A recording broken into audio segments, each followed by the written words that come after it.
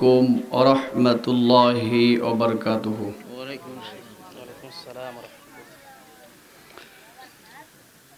ইন্নাল হামদালিল্লাহিল আকরাম الذي علم بالقلم علم الإنسان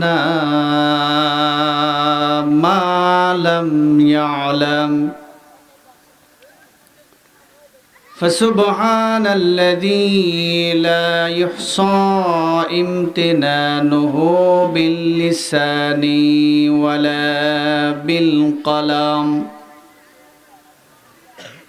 ونشهد أن لا إله إلا الله وحده لا شريك له وأشهد أن سيدنا سندنا حبيبنا طبيبنا وقلوبنا ومولانا محمدا عبده ورسوله الذي أرسل رسوله بالحق بشيرا ونذيرا وداعيا إلى الله بإذنه وسراجا منيرا সবাই জবান ছেড়ে আমার সাথে তেলাওয়াত করি ফাউযু বিল্লাহি মিনাশ শাইতানির রাজিম বিসমিল্লাহির রাহমানির রহিম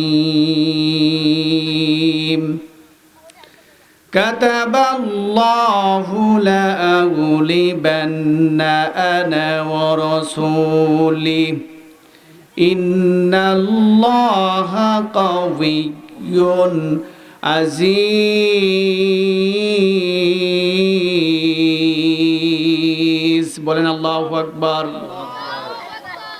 لا تجدوا قوما يؤمنوا بالله واليوم الآخر لا تجدوا قوما يؤمنوا بالله واليوم الآخر يوادون من حاد الله صدقت يا ربنا وقال النبي صلى الله عليه وسلم الدنيا سجن المؤمن وجنة الكافر رواه مسلم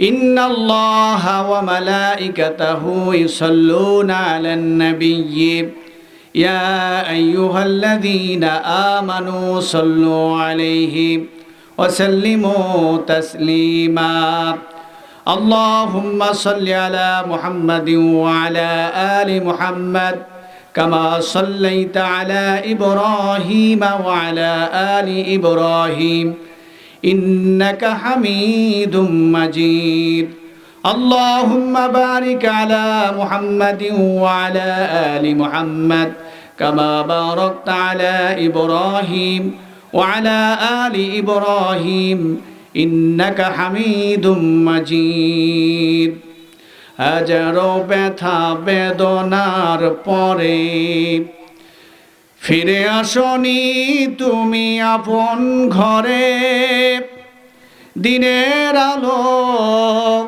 ছড়িয়ে দিতে চলে গেছো মদিনায় মক্কা ছেড়ে হে রাসূল, তোমাকে ভুলি আমি কেমন করে। ঠিক না বেঠিক? রাসূলকে ভোলা যাবে? ভোলা যাবে? আপনারা শেষ পর্যন্ত থাকতে রাজি আছেন তো ইনশাল্লাহ? ওয়াজ হবে ওয়াজের মতন, কারো মতো না। বলেন ঠিক না বেঠিক? নসিহত হবে একমাত্র আল্লাহ রাব্বুল আলামিন যেইভাবে তার নবীর উপরে, দুস্তর উপরে অবতীর্ণ কিতাব কুরআনুল কারীম থেকে যেভাবে নবী তার সাহাবীদের সামনে বলেছে, ওরকম অবিকলভাবে ওয়াজ নসিহত হবে, কারো মতে হবে না। ঠিক না বেঠিক? আপনারা কারো মতে, কারো মন খুশি করার মতো ওয়াজ শুনবেন, নাকি আল্লাহকে খুশি করার জন্য ওয়াজ শোনার জন্য আসছেন? কাকে খুশি করতে চায়? আল্লাহকে খুশি করতে চায়। এজন্য আমার নবী শত কষ্টর মধ্যেও, বাধা বিপত্তি, তারপরেও কোরআনের প্রসার কখনোই তিনি থামিয়ে রাখেন নাই। এজন্য আমরা যারা আশেপাশে ঘোরাফেরা করছি, মনে করছি যে আমরা বাইরে আছি, ভালো আছি। আসলে এটা হচ্ছে এই সময়ের জন্য জান্নাতের টুকরা, জান্নাতের বাগান। বলেন ঠিক না বেঠিক? এজন্য আজকের আলোচনার শুরুতে সম্মানিত সভাপতি এবং প্রধান অতিথি, বিশেষ অতিথি যারা বয়ান পেশ করবেন, উলামা একরাম, প্রধান অতিথি সহ এবং বিশেষ অতিথি, আমন্ত্রিত অতিথি, সবাইকে আন্তরিক ধন্যবাদ দিয়ে আমি আমার আলোচনা শুরু করছি। আমার আলোচনা বিষয় হলো, আমার নবীকে আদম থেকে ঈসা নবী পর্যন্ত যতগুলি নবী আসছিলেন, সমস্ত নবীদেরকে আল্লাহ পাক যা দিয়েছিলেন তার চাইতে বেশি আমার নবীকে দেওয়া হয়েছিল। বলেন ঠিক না বেঠিক? কি কি আমার নবীকে বেশি দেওয়া হয়েছিল? এক নম্বর হলো, আমার নবীকে মেরাজে নিয়ে যাওয়া হয়েছিল। আদম থেকে ঈসা পর্যন্ত কোনো নবীকে মেরাজে নিয়ে যাওয়া হয় নাই। দ্বিতীয় নম্বর হলো, আল্লাহ রাব্বুল আলামিন আমার নবীকে কাউসার দান করেছে। কাউসার বুঝেন তো? আমি ওয়াজ করতেছিলাম কাউসার সম্পর্কে এক জায়গায়, একজন বলতেছে, হুজুর বুঝতে পারছি আপনার ওয়াজের দূরত্ব কতটুকু। বলে কেন, কি বুঝতে পারলেন? বলে আমার নাতির নামই কাউসার। আপনি কাউসার সম্পর্কে ওয়াজ করবেন, আর কি শুনবো? আমি বললাম যে এই কাউসার সেই কাউসার না বাবা। এই কাউসার হলো, এই কাউসার সম্পর্কে আমার আল্লাহ রাব্বুল আলামিন একটা সূরা নাজিল করেছে। বলেন আল্লাহু আকবার। সেই সূরাটি আমরা পাই না? আমার সাথে পড়েন, ইন্না আ'তাইনাকাল কাউসার ফাসাল্লি লিরাব্বিকা ওয়ানহার ইন্না শানিআকা হুয়াল আবতার। বলেন আল্লাহু আকবার। আমার আল্লাহ রাব্বুল আলামিন বলেন, হে নবী, আপনাকে আমি কাউসার দান করলাম। এই কাউসারটা যে দুইটি আমল করবে, আপনি সেই আপনার উম্মতকে এই কাউসার থেকে এক পেয়ালা পানি পান করাতে পারবেন। আমার নবী আরো বলেন, এই কাউসারে পানি এমন সাধারণ দুনিয়ার কোনো পানির মতো নয়। এই কাউসারে পানি আল্লাহ রাব্বুল আলামিন সৃষ্টি করেছেন কাউসার, আর এই কাউসারের মালিক হিসেবে আমার নবীকে বানিয়ে দিয়েছেন। বলেন আল্লাহু আকবার। নবী গো, এই কাউসারে পানি আপনি তাদেরকে করাবেন, ফাসাল্লি লিরাব্বিকা ওয়ানহার, যারা এক নম্বর নামাজ আদায় করবে, আর দ্বিতীয় নম্বর হলো যারা কোরবানি করবে। এই দুইটি কাজ যারা করবে, ত্যাগ স্বীকার যারা করবে, আপনি তাদেরকেই এই কাউসারে পানি পান করাবেন। বলেন আল্লাহু আকবার। তাহলে আমরা যারা সালাত আদায় করি, নামাজ আদায় করি, তারা কাউসারে পানি পাবে। আর যারা আমাদের দিল থেকে আমরা কুরবানি করি, তারা পানি পাবে। এটা ওয়ার্ডার হলো আমার নবীর উপরে আল্লাহ রাব্বুল আলামিন অর্ডার দিয়েছেন। বলেন ঠিক না বেঠিক? তাহলে এই কাউসারে পানি পেতে হলে এক নম্বরে আমাদেরকে নামাজ আদায় করতে হবে, দুই নম্বর হলো কুরবানি করতে হবে। বলেন ঠিক না বেঠিক? তাহলে আমরা কি নামাজ পড়ি? সবাই কি নামাজ পড়ে? আবার অনেক শ্রেণীর মানুষ নামাজ পড়ে, যাদের নামাজটা ফেরেশতা এসে এমন করে গোছালোভাবে তাদের মুখের ওপরেই ফিকা মেরে চলে যায়। কারণ নামাজ মসজিদে ঢুকতে দেরি, কিন্তু নামাজ শেষ হতে দেরি হয় না, এমন মুসল্লি আছে না নাই? এজন্য শুধু নামাজ পড়লে হবে না। আমি আমার আলোচনা ওই দিক যাব না।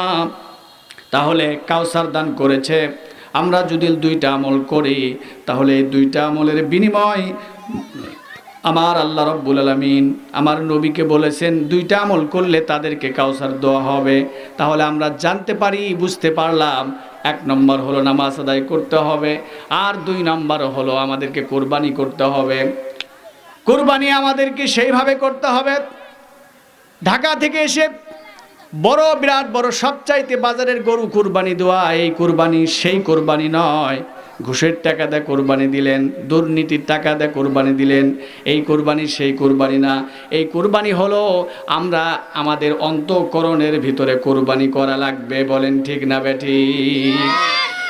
আমি যদি বলি বাবা আপনি কোন এলাকায় থাকেন, বলে অমুক এলাকা, এই দেবডাঙ্কার অনেক মানুষ আছে যারা নিজের আত্মপ্রশস্ত করার জন্য বলে আমার চাইতে এই এলাকার মধ্যে কারা অত ক্ষমতাবান, আমি তো সব চাইতে ক্ষমতাবান, কারণ আমার কথাই অনেক মানুষ উঠে আর বসে। বলেন ঠিক না বেঠিক?